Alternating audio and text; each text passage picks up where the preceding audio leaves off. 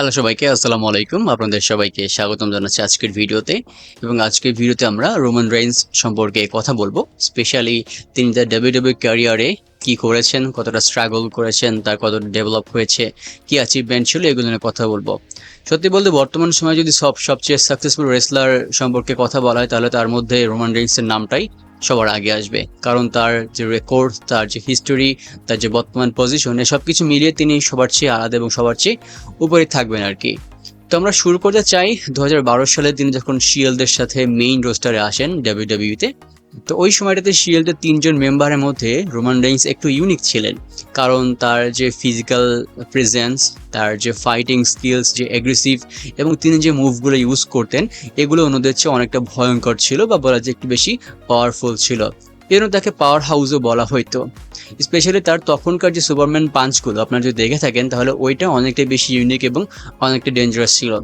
আপনারা হয়তো এখন একটু পার্থক্য করতে পারবেন যে বর্তমান দিন যে সুপারম্যান পাঞ্চটা দেন আগের মতো কিন্তু হয় না, বা আগের মতো তিনি ওইটা ব্যবহার করেন, এখন একটু সেফলি এটা ব্যবহার করার চেষ্টা করেন আর কি। তো ওই সময়কার তার মুভ এবং তার যে রিংয়ের মধ্যে ফাইটিং স্কিলস এইসবগুলোর মাধ্যমেই তিনি হচ্ছে সাকসেসফুল একজন রেসলার হয়ে উঠছিলেন।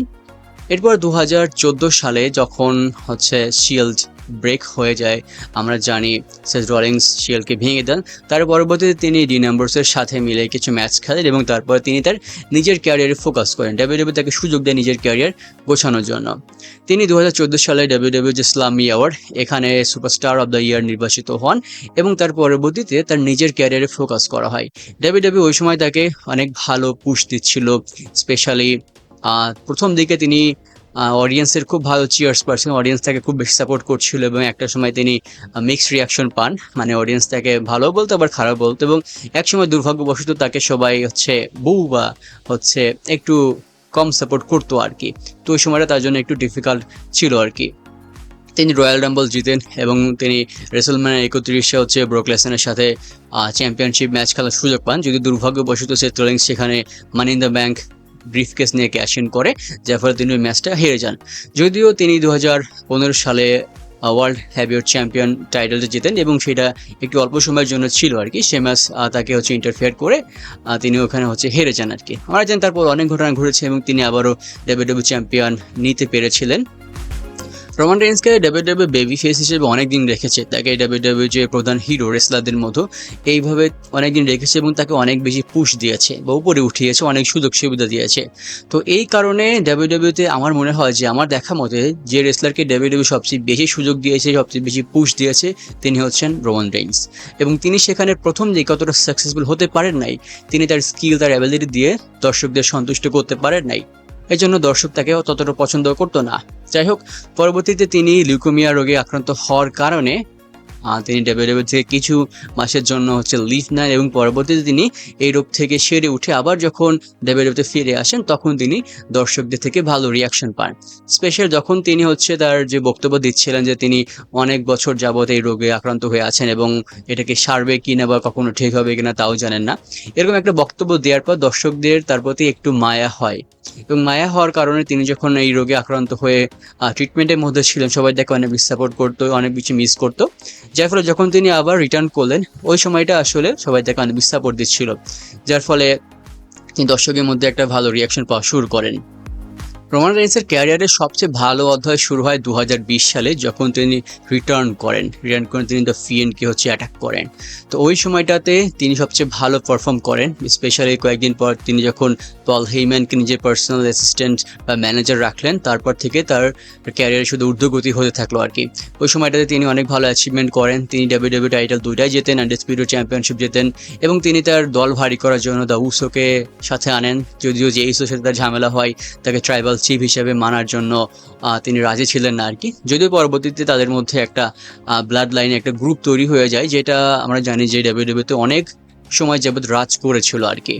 তো ওই সময়টা তাদের ব্লাড লাইনের স্টোরি লাইনটা অনেকটা ভালো ছিল এবং আমরা বলছিলাম যে তার যে ডেভেলপমেন্ট অনেক ভালো হয়েছিল, তিনি তার মুভগুলো অনেক ইজিলি ইউজ করতে পারছিলেন, তার মাইক স্কিলস কথা বলার দক্ষতা এটাও অনেকটা বেড়ে গিয়েছিল। এবং আমরা দেখতাম যে সেই সময় তিনি কিন্তু সাবমিশন ইউজ করতেন এবং সাবমিশন ইউজ করেও তিনি কয়েকটা ম্যাচ জিতে গিয়েছিলেন আর কি। তো ওই সময়টাতে তাকে সবচেয়ে বড় হিল বলা হইতো। বড় হিল বলা হইলেও তখন অডিয়েন্সকে তিনি সন্তুষ্ট করতে পারছিলেন একটা হিল হিসেবে, কারণ তিনি এমন একজন ভিলেন ছিলেন ডাব্লিউডাব্লিউতে। তখন তাকে দেখে যে কোনো রেসলার হয়তো ভয় পেয়ে যেত, স্পেশাল তার যে গ্রুপ ছিল জানতো যে রোমান রেইন্সকে হারানো সম্ভব না। তিনি ম্যাচের মধ্যে কারচুপির প্রশ্রয় নিতেন, যদিও তার তখনকার যে ফিগার, তিনি যে পোশাকটা পরে আসেন এটা ছাড়া তখন খেলছিলেন, এটা দেখাটাও অনেকটা সৌভাগ্যের ব্যাপার আমাদের জন্য, কারণ আমরা ভাবতাম যে তিনি হয়তো কখনো পোশাক ছাড়া খেলবেন না আর কি। তো ওই সময়টা তার জন্য অনেক ভালো একটা অ্যাচিভমেন্টের মধ্যে ছিল। আমরা জানি পরবর্তীতে কীভাবে ব্লাড লাইনটা গড়ে ওঠে, দ্য রক ইন্টারফেয়ার করে, পরবর্তীতে সোলো সিকাওয়া এবং আরও মেম্বাররা যখন আসতে শুরু করে। তো তিনি তার যে টাইটেল ছিল এটা হেরে যান কলিটোর্সের কাছে। তারপর থেকে তিনি কয়েক মাসের জন্য ডাব্লিউডাব্লিউ থেকে লিভ নেন এবং আমরা জানি যে সম্প্রতি তিনি রিটার্ন করেছেন এবং বর্তমানে তার স্টেপ কী হবে, তিনি অরিজিনাল ট্রাইবাল চিফ হিসাবে বর্তমানে নিজেকে আখ্যায়িত করছেন। দেখা যাক পরবর্তীতে তিনি কোন দিকে যান আর কি। তো তার লেগেসি সম্পর্কে যদি বলি যে তার অনেক স্ট্রাগল ছিল লাইফে। তিনি যখন ডাব্লিউডাব্লিউ মেইন রোস্টারে আসলেন তখন অন্যান্য সবার তুলনায় তার ফাইটিং স্কিলটা অনেক বেশি ছিল, কিন্তু অন্যান্য যে স্কিলসগুলো, স্পেশালি একটা স্টোরি বিল্ড আপ করা, মাইক স্কিলস, প্রোমো কাটা, এই সমস্ত ব্যাপারগুলো তার মধ্যে অনেকটা কম ছিল। এই জন্য তাকে দর্শকরা অতটা বেশি পছন্দ করতো না আর কি। তবে ধীরে ধীরে তিনি এইটা অনেকটা বেশি ডেভেলপ করেছেন। আমরা বলি যে রোমান রেইন্সকে ডাব্লিউডাব্লিউ সবচেয়ে বেশি পুশ দিয়েছে, সবচেয়ে বেশি সুযোগ দিয়েছে, কিন্তু দেখতে হবে তিনি সুযোগটা সদ্ব্যবহার করতে পেরেছেন কিনা। হ্যাঁ, প্রথম দিকে হয়তো তিনি অতটা ভালো করতে পারেননি, কিন্তু বর্তমান সময়ে তাকে একজন পারফেক্ট বা ভালো একজন রেসলার হিসাবে বলা যাইতেই পারে, স্পেশালি তার অ্যাচিভমেন্ট এবং তাকে যে সুযোগ সুবিধা দেওয়ার মাধ্যমে নিজের যে ডেভেলপমেন্ট তিনি ঘটিয়েছেন আর কি। দেখা যাক পরবর্তীতে তিনি আরও কি অ্যাচিভ করেন ডাব্লিউডাব্লিউ থেকে এবং আমাদেরকে অনেক ভালো ভালো ফিউড উপহার দিতে পারেন কিনা। তো ভিউয়ার্স, এই ছিল আজকের ভিডিও। সম্পূর্ণ ভিডিও শেষ পর্যন্ত দেখার জন্য অসংখ্য ধন্যবাদ। সবাই ভালো থাকবেন, সুস্থ থাকবেন, সবার জন্য অনেক অনেক শুভকামনা রইল। আসসালামু আলাইকুম।